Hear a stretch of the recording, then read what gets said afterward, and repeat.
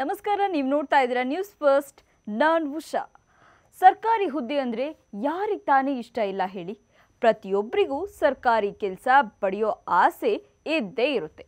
ಅದರಲ್ಲೂ science, commerce, arts ಯಾವುದೇ ವಿಷಯ ಓದಿರಲಿ, ಎಲ್ರಿಗೂ ಸರ್ಕಾರಿ ಕೆಲಸ ಬೇಕೇ ಬೇಕು.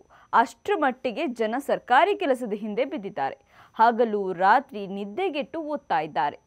ಆರೋಗ್ಯ ಕೆಟ್ಟರೂ ಪರವಾಗಿಲ್ಲ, ಸರ್ಕಾರಿ ಕೆಲಸ ಬೇಕೇ ಬೇಕು ಅಂತ ಪಟ್ಟು ಹಿಡಿದುಕೊತಿದ್ದಾರೆ. ಇದಕ್ಕೆ ಮುಖ್ಯ ಕಾರಣ ಸರ್ಕಾರಿ ಕೆಲಸದಲ್ಲಿ ಸಿಗೋ ಭದ್ರತೆ. ಭಾರತೀಯರಲ್ಲಿ ಸರ್ಕಾರಿ ಕೆಲಸದ ಮೇಲೆ ವ್ಯಾಮೋಹಕ್ಕೆ ಕಾರಣ ಒಂದಿದೆ. ಜಾಬ್ ಸೆಕ್ಯೂರಿಟಿ ಒಂದು ದೊಡ್ಡ ಅಂಶವಾದರೆ, ಉದ್ಯೋಗದಿಂದ ಸಿಗೋ ಇತರೆ ಸೌಲಭ್ಯಗಳು ಜನರನ್ನ ಆಕರ್ಷಿಸುತ್ತೆ. ಇನ್ನು ಮುಂದಿನ ದಿನಗಳಲ್ಲಿ ನೇಮಕಾತಿ ಆಗಲಿರೋ ಸರ್ಕಾರಿ ಹುದ್ದೆಗಳು ಯಾವ್ಯಾವ ಗೊತ್ತಾ? ಈ ಬಗ್ಗೆ ಕಂಪ್ಲೀಟ್ ಡೀಟೇಲ್ಸ್ ಹೇಳ್ತೀನಿ ನೋಡಿ. ಕೇಂದ್ರ ಸರ್ಕಾರ ISRO, DRDO ವಿಜ್ಞಾನಿ ಇಂಜಿನಿಯರ್ಗಳ ನೇಮಕಾತಿಗೆ ಮುಂದಾಗಿದೆ.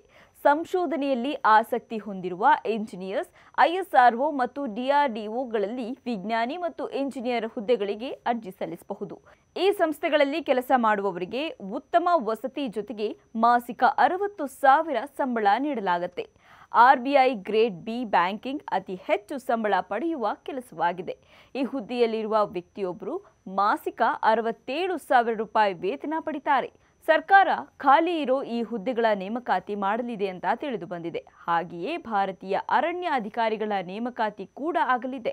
ಇವರು ವನ್ಯಜೀವಿ ಮತ್ತು ಪರಿಸರವನ್ನ ರಕ್ಷಿಸ್ತಾರೆ. 60,000 ರೂಪಾಯಿ ಸಂಬಳ ಪಡಿತಾರೆ. ವಿದೇಶಾಂಗ ವ್ಯವಹಾರಗಳ ಸಚಿವಾಲಯವು ನೇಮಕಾತಿಗೆ ನಿರ್ಧರಿಸಿದೆ.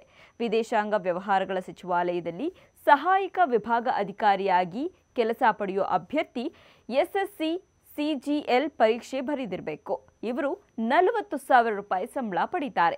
ಇದಾದ ನಂತರ ಸಹಾಯಕ ಪ್ರಾಧ್ಯಾಪಕರು, ಉಪನ್ಯಾಸಕರ ನೇಮಕಾತಿಯಾಗಲಿದ್ದು, ಇವರು ತಿಂಗಳಿಗೆ 50,000 ಸಂಬಳ ಪಡಿತಾರೆ. SSC ಅಂದರೆ ಸಿಬ್ಬಂದಿ ಆಯ್ಕೆ ಆಯೋಗ. ಸಿಬ್ಬಂದಿ ಆಯ್ಕೆ ಆಯೋಗವು CGL, CHSL, MTS ಮತ್ತು CPO ನಂತಹ ವಿವಿಧ ಪರೀಕ್ಷೆಗಳನ್ನು ನಡೆಸಿ ನೇಮಕಾತಿಗೆ ಮುಂದಾಗಿದೆ. ಇವು ಕೇಂದ್ರ ಸರ್ಕಾರದ ಕೆಲಸಗಳು. ಈ ಇಲಾಖೆಯ ನೌಕರರಿಗೆ 45,000 ರೂಪಾಯಿ ಸಂಬಳ ಇರುತ್ತೆ. ಸದ್ಯದಲ್ಲೇ ಈ ಎಲ್ಲ ಹುದ್ದೆಗಳ ನೇಮಕಾತಿಗೆ ಕೇಂದ್ರ ಸರ್ಕಾರದಿಂದ ಆದೇಶ ಹೊರಬೀಳಲಿದೆ. ಅರ್ಹ ಅಭ್ಯರ್ಥಿಗಳು ಅರ್ಜಿ ಹಾಕಿ ಸರ್ಕಾರಿ ಕೆಲಸ ಸೇರಬಹುದು. ಮತ್ತಷ್ಟು ಇಂಟ್ರೆಸ್ಟಿಂಗ್ ಕಂಟೆಂಟ್ಗಳಿಗಾಗಿ ನ್ಯೂಸ್ ಫಸ್ಟ್ ಎಜುಕೇಷನ್ ಸಬ್ಸ್ಕ್ರೈಬ್ ಮಾಡಿ.